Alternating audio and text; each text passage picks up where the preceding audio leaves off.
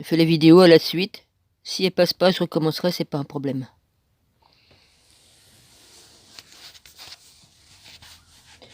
Chapitre 8 dans le livre d'Enoch. Dialogue avec Dieu et les anges. Le seul livre que le Christ citait régulièrement parce qu'il le connaissait par cœur. C'est ce qui est écrit sur le livre. Chapitre 8. Ce que les anges ont appris aux humains.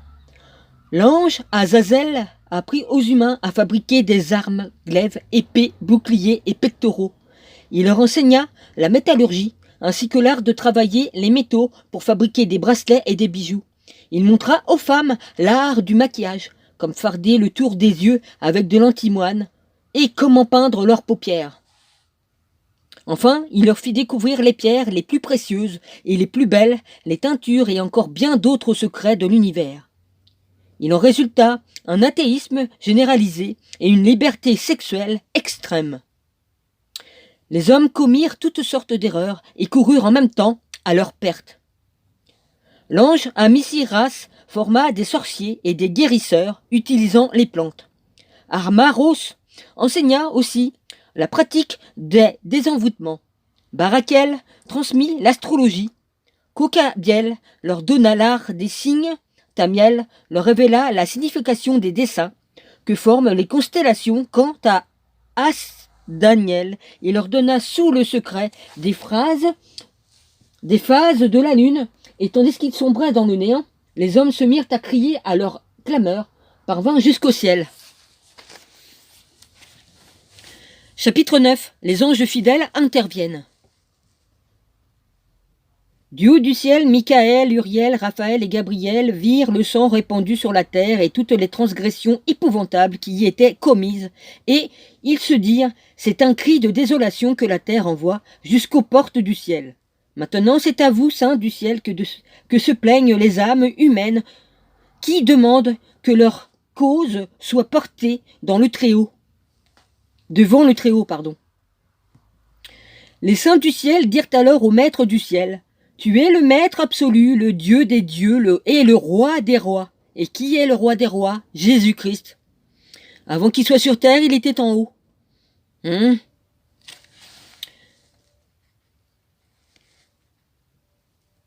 Le trône de sa gloire demeure à travers toutes les générations du monde, et tout nom est saint, glorieux et béni pour l'éternité.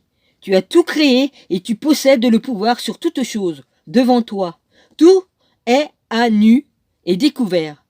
Tu vois tout, rien ne peut t'échapper. Tu as vu ce qu'Azazel a fait. Tu as vu comment il a enseigné à la terre des savoirs interdits, comment il a dévoilé les secrets éternels conservés jusqu'alors, ici. Tu as vu aussi comment Shemiyaza a instruit les hommes, lui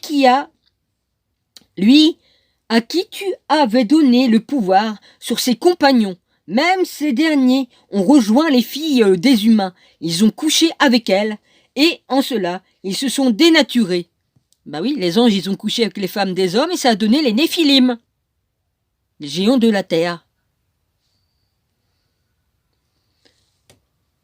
Alors Jésus n'était pas encore revenu sur terre en tant que Jésus, hein?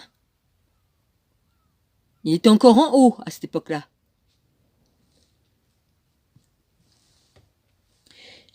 Ils leur ont aussi révélé toutes sortes de comportements déviants. Or, ces femmes ont donné naissance à des géants, et à cause d'eux, le sang s'est répandu sur toute la terre, et la transgression se sont généralisées. Et maintenant, les âmes des morts crient leurs plaintes jusqu'aux portes du ciel. Leurs gémissements ne cessent de monter. Mais toi qui connais tout à l'avance, tu le sais, et tu tolères ces géants, et tu ne nous dis pas ce que nous devons faire.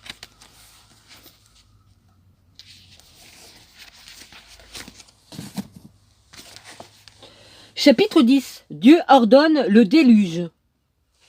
Ben oui, il fallait bien qu'il nettoie un petit peu, hein. Ouais.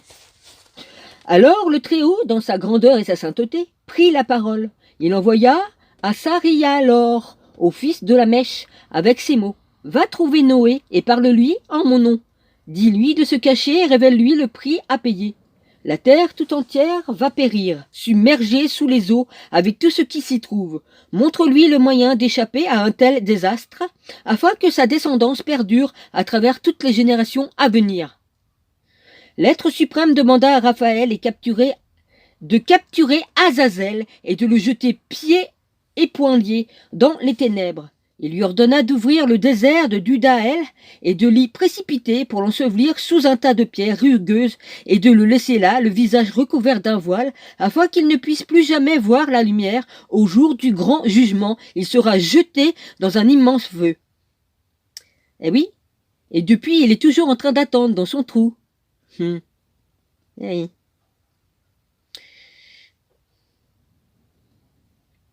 Et il va être jeté dans le feu de la géhenne.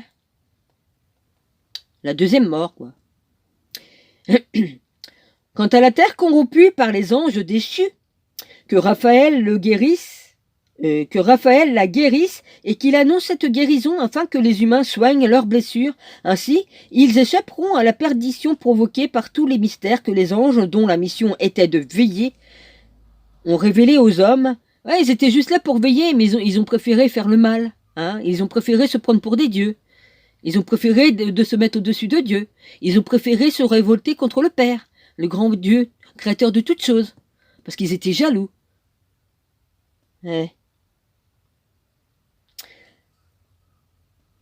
Que les anges dont la mission était de veiller ont révélé aux hommes, la terre entière a été pervertie par la science d'Azazel. C'est donc lui qui emporte la responsabilité.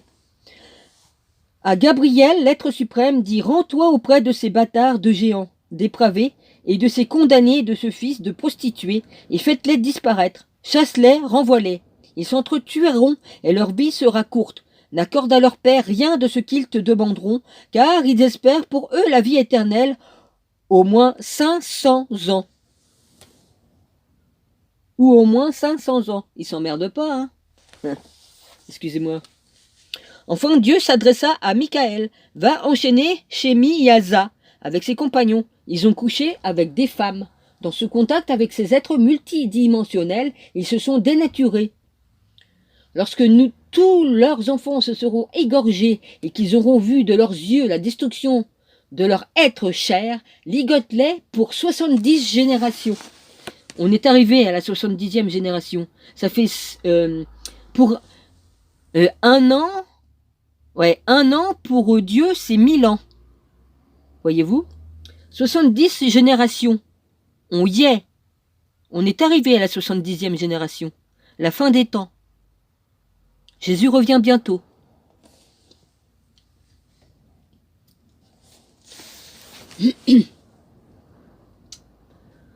Ligote-les pour 70 générations et mets-les dans des grottes jusqu'à ce qu'ils soient jugés, condamnés et que le jugement éternel soit épuisé. C'est pour bientôt et tant mieux. Merci, papa. Que ton règne vienne et que tout s'accomplisse selon ta volonté, Père. Oui. Amen. À ce moment-là, ils seront emmenés dans un abîme de feu dont ils éprouveront les tourments et ils seront enfermés pour toujours. Et si quelqu'un meurt sous le coup d'une condamnation, il sera dès lors enchaîné avec eux jusqu'à épuisement des générations. Détruis donc les âmes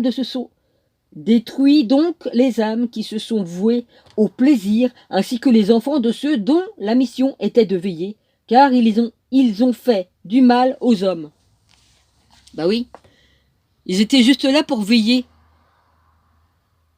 pour être bons, pour aider la terre, pour aider les hommes, pour aider les animaux, mais ils ont préféré faire autrement.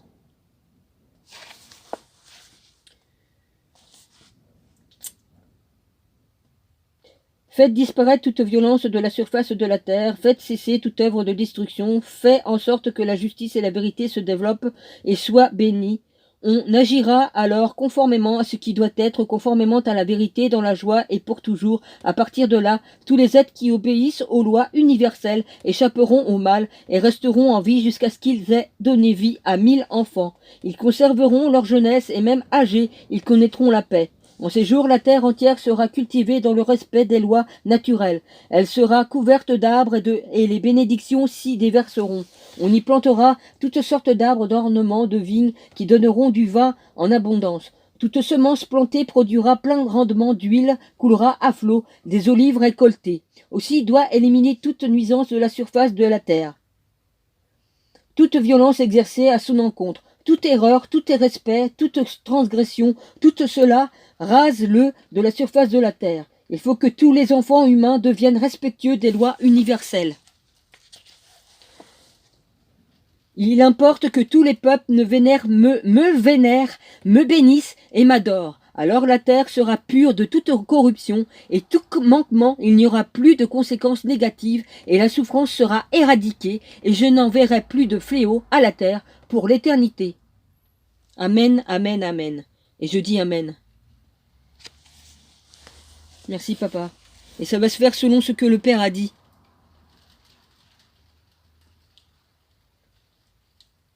Chapitre 11, bénédiction divine. Dans ces jours, je mettrai les trésors issus de ma bénédiction à disposition. Ils sont dans le ciel et descendront sur la terre pour se répandre sur le travail des humains. Alors la paix et la vérité seront unies à jamais. Amen. J'arrête ici, parce que je suis pas sûre qu'elle va passer. Donc j'irai au chapitre 12 du livre d'Enoch. Et c'est reparti pour un tour avec les livres d'Enoch. Eh oui. Je ne me lasse pas de lire la parole, la vraie. Eh ben écoutez, je vous envoie tout mon amour. Je vous bénis. Par contre, pour les démons, ça va chauffer pour vous. Excusez-moi. Hein? Non, j'ai pas d'excuses à vous faire. Je suis malade, moi, de vous faire des excuses. On s'excuse pas auprès des démons. Allez, sayonara.